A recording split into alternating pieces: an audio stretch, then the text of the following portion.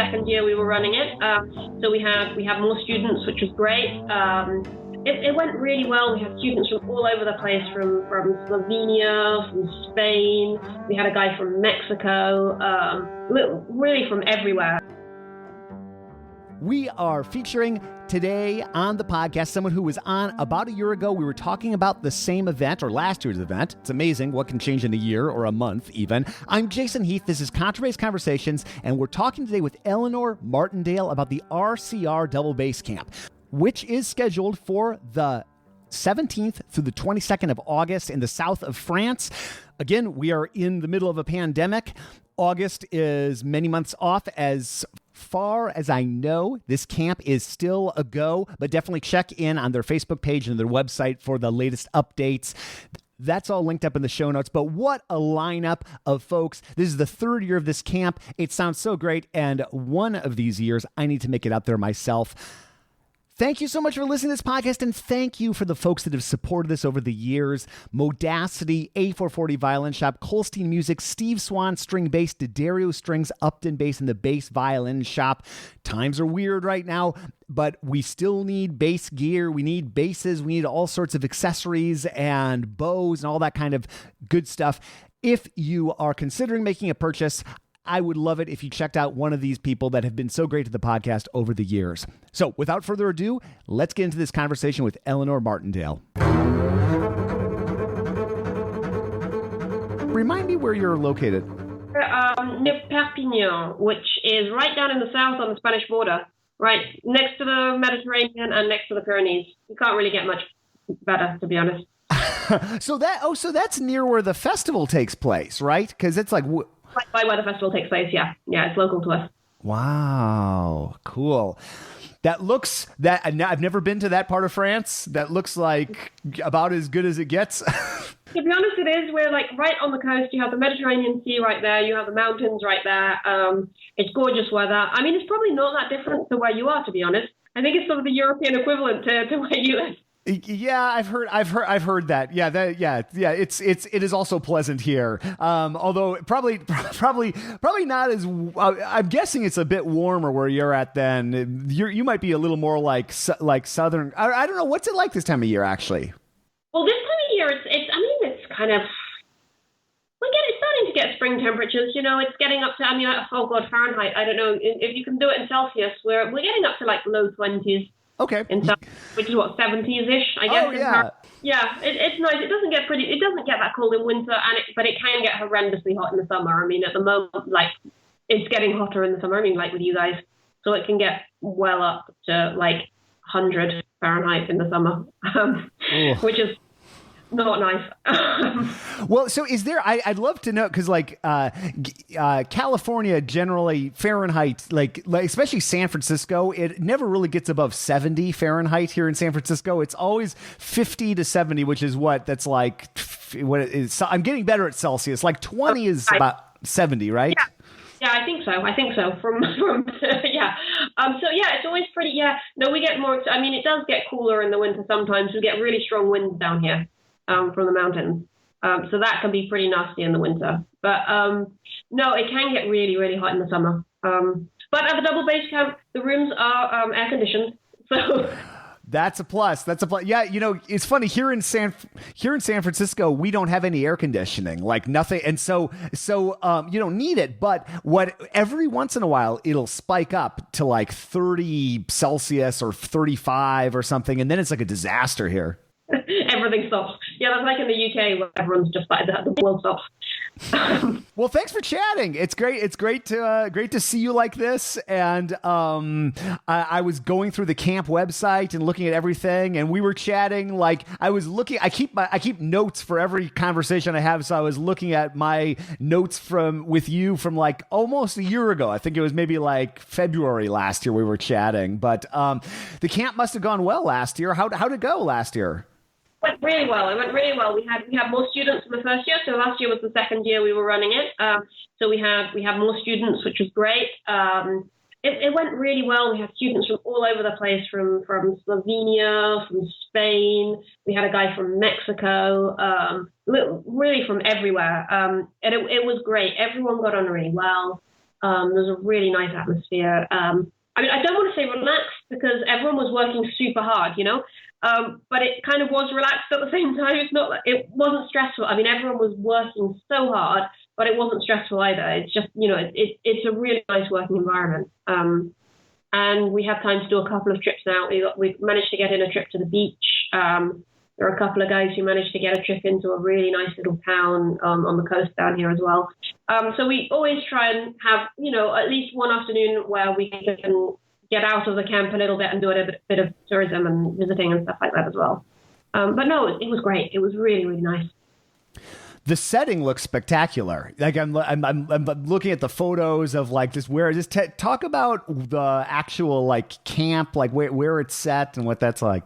It's in a French castle, which is pretty cool. It's a 19th century, late 19th century, early 20th century Art Deco chateau in the south of France.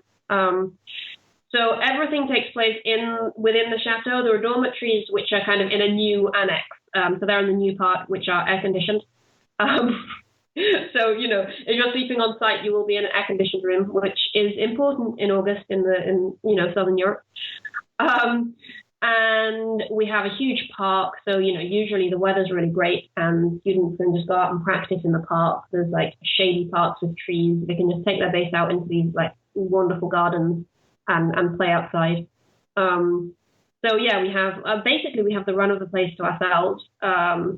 The meals are served there as well. It kind of runs as a hotel. So we have meals served there, breakfast, lunch, dinner. In the dining room in the chateau. So it's a pretty sweet place to be working, really. And the people who run it actually, there's part of the chateau which is it was bought up by the church, and there's actually a small part of the chateau where there are still some nuns who live. So every now and again there'll be a nun who walks past.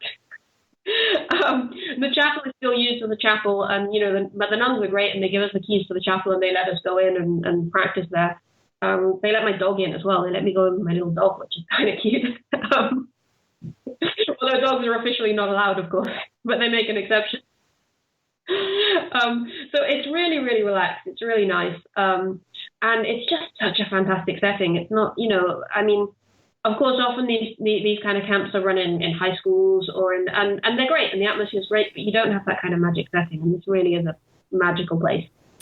Yeah, you're making me think about, I'm going back 22 years now, I think, back in time, like doing the Schleswig-Holstein Festival in Germany, northern Germany, which is a very different beast than southern France, but still very charming and in a castle and everything. And just like being able to unplug from the sort of regular world and get out of that school environment. I mean, I'm remembering fondly those experiences looking at some of the materials for the camp.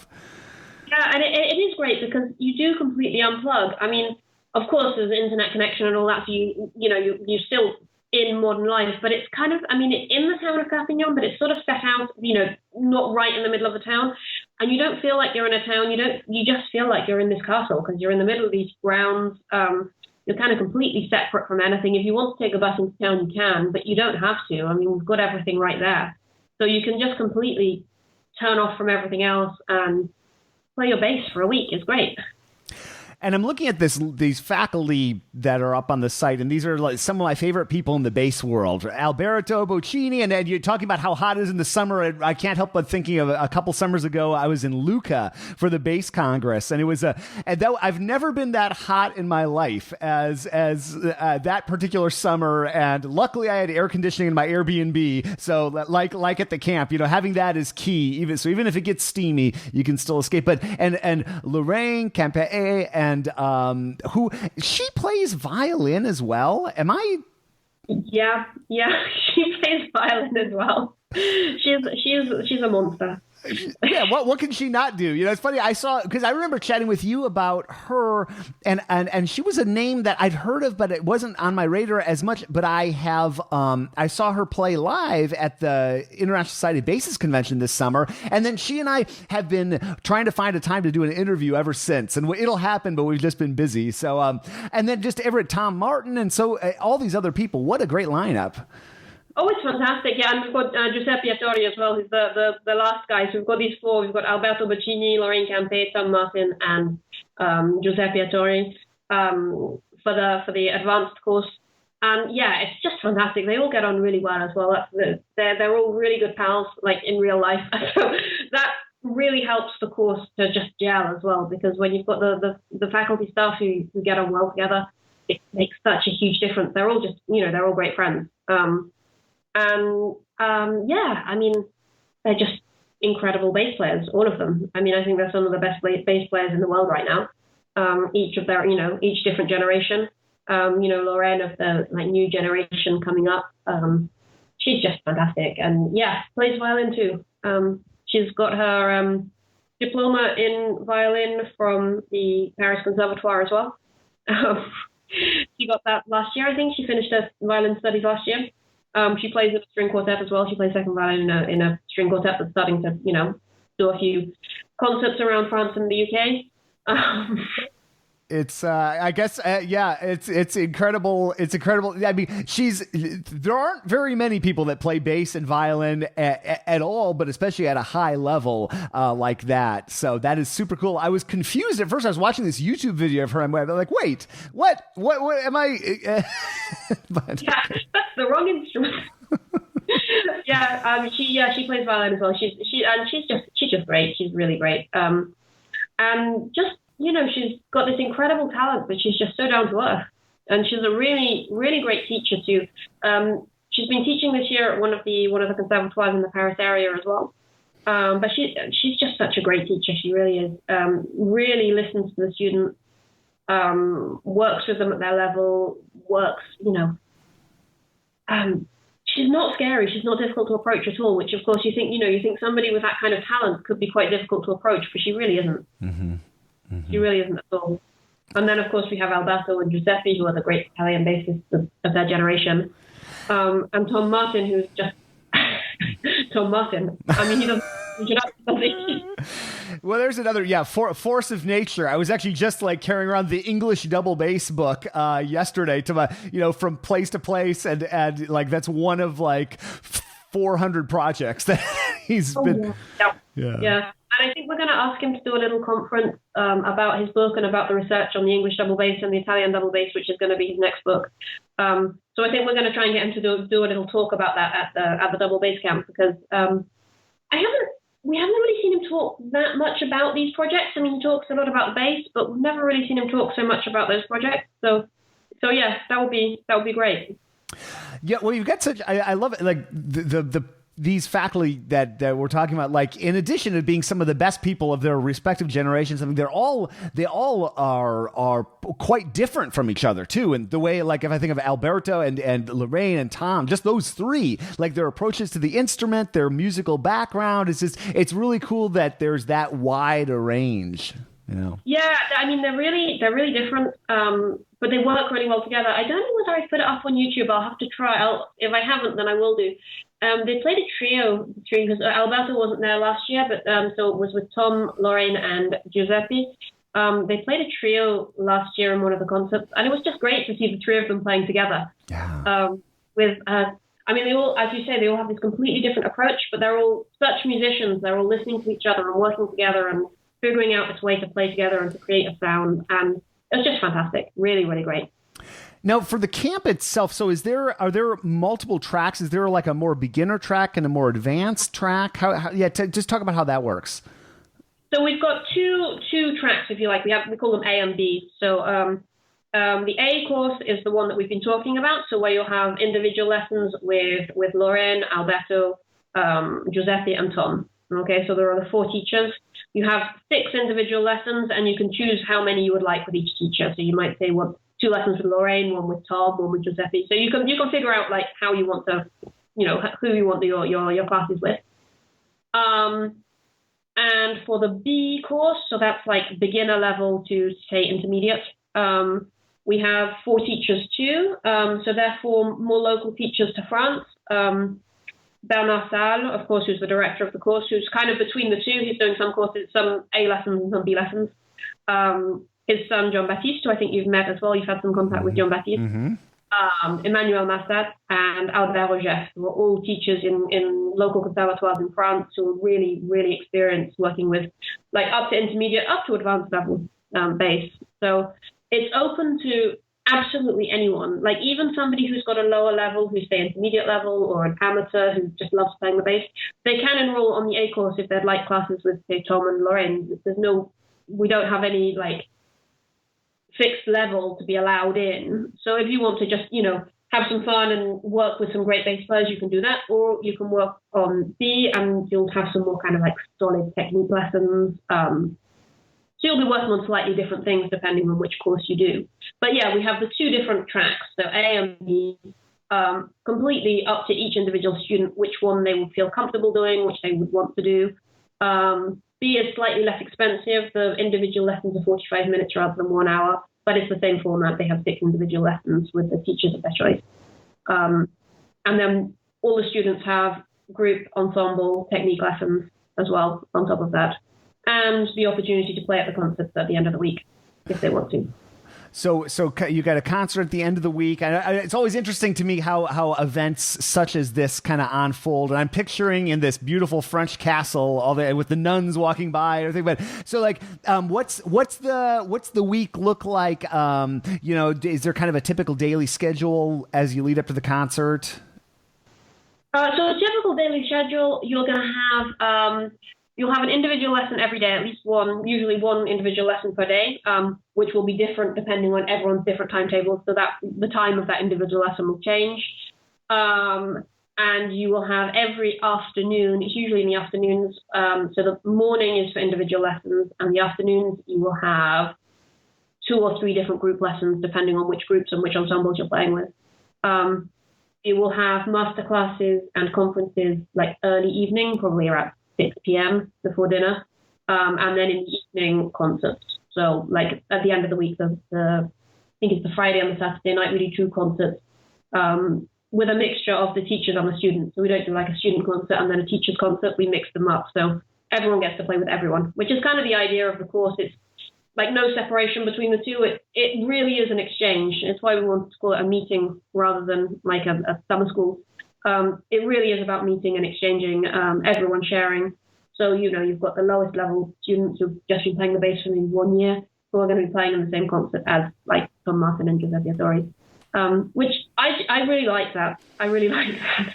Yeah, me too. I love bringing everybody together, whether they've been playing bass for a year or their entire professional lives. And, a lot of people that listen to the podcast, I mean, there are all kinds of people listen to the podcast, but I know there are a lot of adults who've picked up the bass later in life, or maybe they played when they were younger, took a couple decades off, and they're back at it. And I mean, this is the sort of thing that I recommend so highly to people in that situation. And they're welcome at the camp. Oh, yeah, everyone is. Anyone who's played the bass for any amount of time is welcome. Like complete beginners or people who, exactly as you say, we have quite a few adult learners coming through, who, as you say, have either like stopped playing the bass and just picked it up again, or used to play a lot of bass, used to have a good level and haven't played for a long time, or have started the bass later in life, because it's one of those instruments that people can start later in life, of course.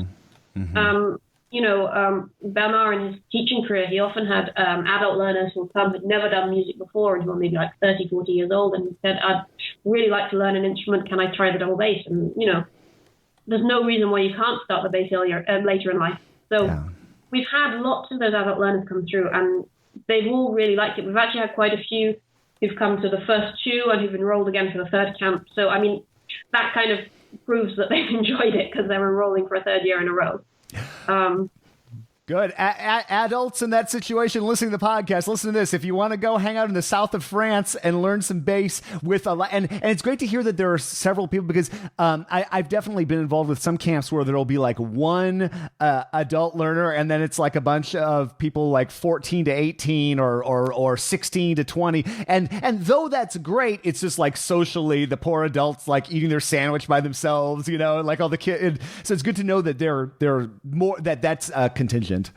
Absolutely. And I think actually if there are adult listeners who are listening to this, then I think right now nearly all the enrollments, the early enrollments that I had have all been from adult learners. So we have at least 4 or 5 adult learners who are already like enrolled to do it. So, you won't be on your own. We've got plenty of adult learners who have either started late in life or, as we said, like put their instrument down and then picked it up again later on.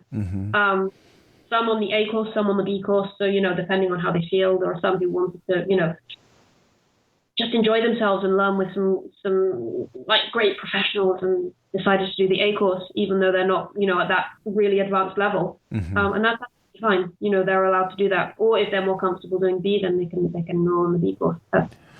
Nice. And then I'm just curious about, I'm assuming you have some younger students too. Like how young, what's that? Yeah. Any age, but under 16s, we want the parents to be with them. Yeah. So and from 16 and 17-year-olds, we need a signed permission form from the parents. And all the medical information and all of that. But any age, so under 16s, we require the parents to be with them at all times on the course because we can't take legal responsibility. But they're welcome to come. They're absolutely welcome to come. So any age, we've been thinking about trying a mini bass course. For the moment, that hasn't really kind of got off the ground. Although if we have like a couple of really younger kids who enroll, then we'll be happy to open a mini bass class as well. Yeah. Okay. So absolutely any age, it's open for any age and any level at all. So from like professionals, orchestra players who would like to work with, like, I don't know, with Giuseppe, for example, on orchestral skills, or, we have now what's his name? Joaquin Marabel, who's the soloist in Barcelona now. Okay. Yep. Barcelona. And he's come for the last 2 years as a student. So, we have professionals who come as students to meet up with other professional players and to kind of perfect their skills. So it's really from beginners to professionals, and everything in between. I've always found that so inspiring. I remember going back a really long time, like 25 or 30 years or something like that at this point. But like one of the Jeff Bradisich master classes back in the 90s, the early 90s. I just remember that sort of situation like you're describing. Like we had people who were in their teens, but then there were some people that had professional jobs and were coming just to get some work done. And I've always found it so cool to have that kind of mix. And it's great to see people that realize that it's helpful whatever stage you're at in life to like go and get some fine tuning. Oh yeah, totally. And again, it's all about the exchange. So it means that the younger students, the teenagers who are there, they usually leave really inspired because they've been working with, like, as students, some professionals, which is kind of really inspiring because they're like, it means for the group concerts, for the ensembles, they'll be playing right next to professional players as well. Which is great. So it's really inspiring for the younger students too. It's just a great camp. It really is. It's just a really, really nice atmosphere. It's gone really well the past 2 years. So we're keeping our fingers crossed that 2020 is going to be a great success too. Yeah. One more nuts and bolts question, because I know people will be listening. They'll be thinking like, the south of France in this castle, but then they're looking at that bass and they're thinking, how do I get this bass to the south of France, from Chicago or Australia? Something. Do you have any, is it possible to rent a bass if you don't bring it, or what's the logistics like in terms of that? We've got a few instruments here that we can rent out for the week. We don't have huge numbers. If we get a high demand for instruments, then we'll figure out a way of getting basses. But we do have 3 or 4 that are available right now. And if we have a higher demand, then I think we could probably figure out how to get some more down here in France without having to bring the bass across.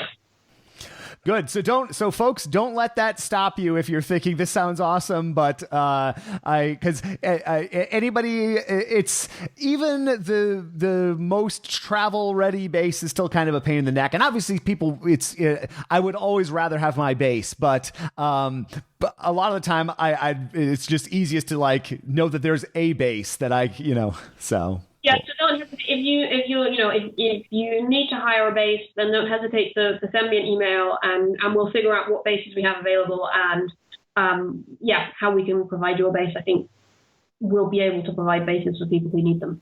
Okay, cool. Eleanor, This is great. I'll link up to the website. Where else is that where I should send people, or should I send them anywhere else? Facebook page. Both of those work well. And yeah, that should do the trick. Nice. Eleanor, thank you for chatting. Folks, check out links to the camp and what we were talking about in the show notes. I hope this camp is a go. As far as I know, it still is, but certainly check in and make sure that things are changing fast in these moments here. I'm recording this, what is today? April 8th. 2020. I have been at home in San Francisco for the last, is this 3 weeks or so? And things are probably similar where you're living. Maybe you're a little ahead of this. Maybe you're a little behind this in terms of outbreak and responding to the situation. It's pretty creepy here, I guess would be a good word for it, in San Francisco. Everybody's wearing masks. You're not required to as of this recording, but you're encouraged to. And most people are. Businesses are boarded up. Police are out. Feels like a disaster movie for sure. I know that we'll all get through this. I'm getting pretty stir crazy here at home. I don't know how you are. I don't enjoy leaving the house now because I'm avoiding people and this urban place that I typically really enjoy now feels a little bit on the threatening side. I know it's not, but you can feel the society just starting to fray at the edges here in San Francisco, at least. And I'm sure you're experiencing similar things. But boy, will I be appreciative of all those little things in life when we're through this, like being able to go to the bar or go to the coffee shop or go to my local cafe and have a sandwich, which is now all the tables are inside. Everything's not boarded up there, but close to it. So anyway, I'm working on getting through this, still doing the podcast. I've got, I think, 5 interviews lined up for tomorrow. Thinking about different ways to do the podcast. I've been doing it on Zoom. I'm sure you're familiar with Zoom now. It seems like the whole world has gotten on Zoom in the last few weeks. And my brain is going all this time sitting here at my place. I've got a lot of ideas for new directions maybe for the podcast. I mean, I love what we do. I love what I do. I know that the type of travel that I've been doing the last couple of years will be change, impacted, probably not forever, but certainly for a while. It's also making me rethink how much I want to be on the road. There are some nice things to not being on the road. And so I know that you're thinking about similar things, probably thinking about what your concert schedule is going to look like going forward. Whenever that starts up, live music will come back, but we're all going to just have to wait and see, me along with you. If you want to keep in touch with me, us, the podcast, the past guests, all that kind of thing, email is a great way to do it. We've got an email list that has become quite large, or it seems large to me now, over the last few years. We had no email list 3 years ago, and now, or 4 years ago, I guess. That's grown a lot. We talk about the podcast a bit there, but we do a lot of other things as well. Go to the website, contrabassconversations.com, and you can get on that email list. You can jump on our social media feeds. YouTube, I'm trying to do a weekly video about whatever. The video I'm just about to shoot as I get done with this is about my routine and how I'm trying to adjust to this new normal, I guess. So if you're interested in that, YouTube's a good place for that. And of course, Instagram and Facebook and Twitter and wherever, we're all linked up there. And I want to thank you, of course, for listening. I want to thank Eleanor for chatting and all the guests I've had on this show over the 13 years and going. And I am so appreciative of the team. Michael Cooper, Steve Hinchey, Mitch Moehring, Trevor Jones, and Krista Kopper. And Mitch makes beautiful basses. He's just starting on a couple right now in Kilgore, Texas. And definitely check out his site, which he updated a couple months ago. It's a beautiful site, mitchmoehring.com. And he won an award at the last International Society of Bassists Convention. How cool is that? Speaking of, because I'm just rambling here, but that's okay. If you're at this point in the show, you're a true fan, so you probably are okay with that. I am so looking forward to the 2021 ISB convention, and I'm so thankful that 2020 wasn't the convention year. Boy, is that going to be a fun event. It always is a fun event, but having gone through what we're all going through now, I just can't imagine how the bass love is going to pour out of everybody there. One last thing before I shut off this microphone. ISB, like everybody, I mean, this kind of goes without saying, but everybody's hurting. But the ISB, International Society of Bassists, could definitely use your membership right now. And they are running in the month of April, 50% off of digital memberships. So that's like, I don't remember exactly. It's maybe like $17 for a student membership, $35 for, or ish, something like that, for a full membership. If you got $35 that you can spare, you'll help that organization a lot. This pandemic is going to affect a lot of things, and I'm hoping that the groups that I have been with for decades, like the ISB, make it through on the other side better than ever, and your support would be greatly appreciated for that. That's a lot of asks I just gave you in these 5 minutes. Sorry about that. Anyway, I'm Jason Heath. And how do I sign off this show? I don't even remember. Oh, yeah. We'll see you again soon. Is that right? For more life, that's right, on the low end of the spectrum.